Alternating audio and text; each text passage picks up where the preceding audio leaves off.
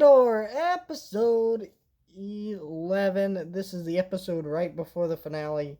And this is a pretty soft episode. And what I mean by that, there isn't a lot of plot developments to talk about here. Spoilers for this episode.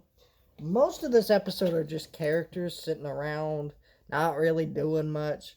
They're talking. We see Andor escape. They have a little scuffle with these aliens. Most of this episode's pretty soft. I think it's a breather after last week's episode. You know, last week we had some pretty heavy moments with Eddie Serkis's character dying and the prison break and all that stuff.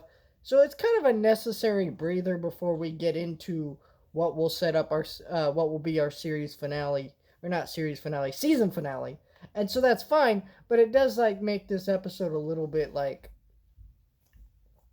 not a lot to say in a review basically. So this review is going to be very quick.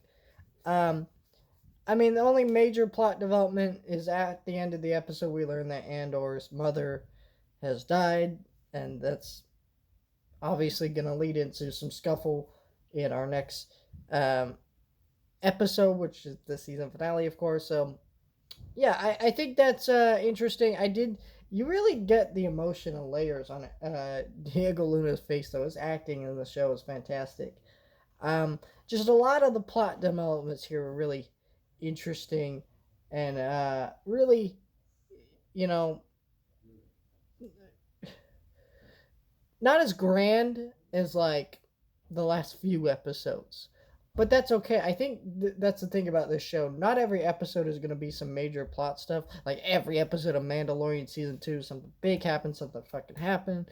It was big. Everybody's talking about it. Cool. This isn't that type of show. This show takes its time. It makes you breathe, lets you get over what you just witnessed, lets you understand these characters, their conflicts, and that's what makes it a good show. So, I will be back next week with the series finale.